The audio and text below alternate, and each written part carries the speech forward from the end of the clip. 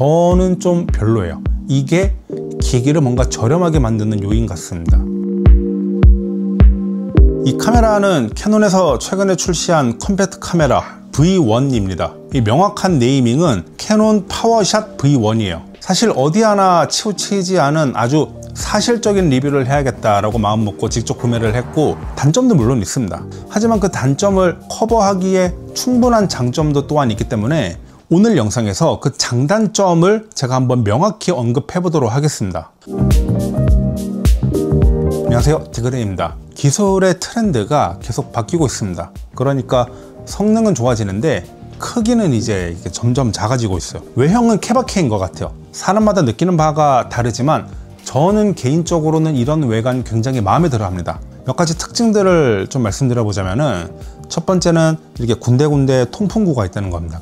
여기 그리고 여기, 뭐 이런 부분들을 통해서 열기를 이렇게 배출하는 형태로 설계가 되었고, 실제로 4K 촬영을 좀 오래 한다 하더라도 발열이 그렇게까지 심하지는 않습니다.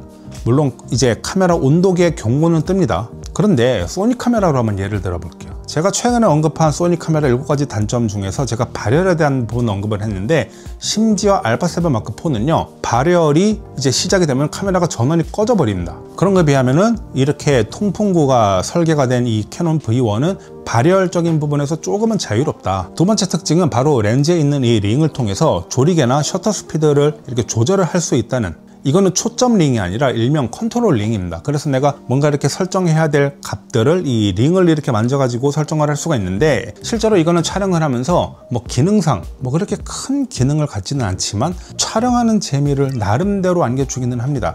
실제로 줌은 여기 상단에 있는 이 줌 레버를 통해서 할 수가 있어요. 배터리와 메모리 카드를 여기를 밑에를 열어서 빼거나 끼우거나 해야 되는데, 얘가 삼각대 탭이 이런 식으로 바로 옆에 붙어 있다 보니까 삼각대 체결한 상황에서는 배터리나 또는 메모리 카드 교체가 안 됩니다. 센서는 1인치 센서보다 더 큰 1.4인치 센서입니다.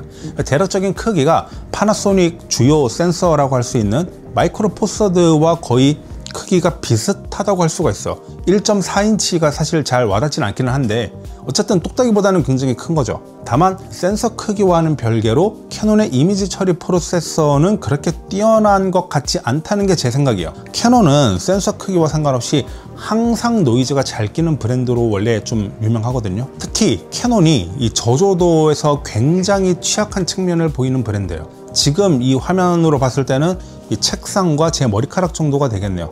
일반적인 0.00 정노출로 촬영을 하면은 노이즈가 끼는 것을 볼 수가 있어요. 캐논이 조금 선예도라고 하는 이 샤프니스가, 그 날카로움이 확실히 다른 카메라들보다는 덜 합니다. 영상은 4K 60프레임 그리고 캐논 CLOG3를 사용을 할 수가 있습니다. 그런데 이 4K 60프레임에 대해서 제가 몇 가지 말씀을 드려보자면은, 이게 크게 2가지 정도 제약이 있는데, 첫 번째는 4K 60프레임으로 설정을 하면은 일단 화면이 잘려요.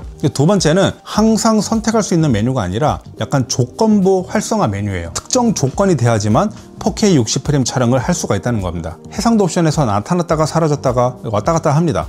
제가 이게 굉장히 궁금했는데 확인해 본 결과 손떨림 옵션에서 디지털 IS를 켜면은 4K 60프레임 촬영이 안 되더라고요. 디지털 손떨방이 화각이 이렇게 살짝 잘리는데, 거기다 4K 60프레임 설정을 하면 화각이 이렇게 되어 버리니까 나는 이렇게 찍으려고 했는데 여기만 이렇게 나와 버리면은 이거는 너무 이제 안 되겠. 캐논 V1 손떨방은 총 3가지 옵션을 선택을 할 수가 있습니다. 첫 번째는 광학식 손떨림 보정, 두 번째는 디지털 손떨림 보정, 세 번째는 이 인핸스드 모드, 그러니까 강화 모드라고 해가지고 더 강력한 디지털 손떨방이에요. 자, 그래서 예시 영상을 보면은 1번은 손떨림 옵션을 모두 껐을 때, 자, 손떨방 다 껐을 때,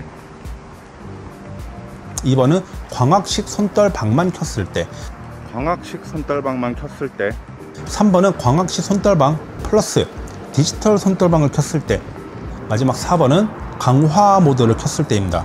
개인적으로 제가 써보니까 디지털 손떨방은 화각이 살짝 잘리는 수준이기 때문에 광학식 플러스 디지털 IS 이 정도는 저는 괜찮다고 봅니다. 뭐 수전증 엄청나게 심한 사람 아니다 라고 하면은 뭐 그렇게까지 결과물이 엉망으로 나오진 않을 거니까 광학식 플러스 디지털 IS 일반 모드, 이 조합으로 가는 게 가장 좋지 않을까라는 생각입니다. 이게 소위 말해 브이로그용 카메라예요. 요즘 카메라 추세가 뭐 그렇기는 하죠. 그래서 화각을 넓게 잡는 게 특징입니다. 그렇기 때문에 내장 오디오도 역시 중요해요. 왜냐면은 밖에 나가서 이거 브이로그로 찍는 사람들이 막 이렇게 비싼 마이크 장착해가지고 다닐 바에는 그냥 미러리스 들고 다니지, 이런 거 뭐하러 들고 다니냐 라는 생각을 충분히 가질 수가 있거든요. 지금 들리는 이 목소리는 캐논 V1의 내장 오디오 목소리예요. 쓰면서 단점이라고 할 것까지는 아니지만 그래도 많은 사람들한테 언급이 되었고, 저도 역시 이거를 사용하다 보니까 이런 거는 조금 아쉽다라고 하는 점이 이제 4K 60프레임, 화각이 잘린다는 점, 그리고 특정 상황에서 실행이 안 된다는 점. 아무래도 오즈모 포켓3가 4K 120프레임으로 크롭 없이 촬영할 수 있다는 점으로 인해서 특히나 더 요즘 비교가 되는 것 같아요. 그리고 노이즈 끼는 거야 어차피 뭐 캐논 특징이기 때문에 지금은 그러려니 합니다.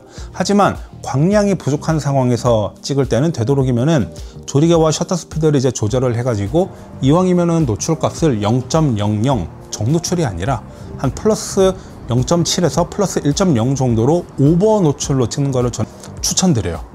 왜냐? 캐논이 그만큼 노이즈가 잘 끼거든요. 그 외 나머지 요소들은 다 마음에 듭니다. 특히 뷰티 모드, 물론 이게 씬 모드에서만 한정돼서 발동되기는 하지만 오즈모 포켓3가 중화인민공화국 그 특유의 어떤 인위적인 뷰티 모드라고 하면은 이거는 정말 자연스럽게 커버를 해주는 게 딱 제 스타일.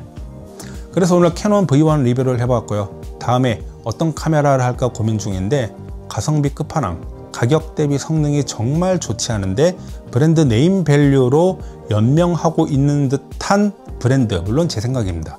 후지 카메라의 장단점 한번 명확하게 다뤄볼까 합니다. 다음 영상 기대해 주세요.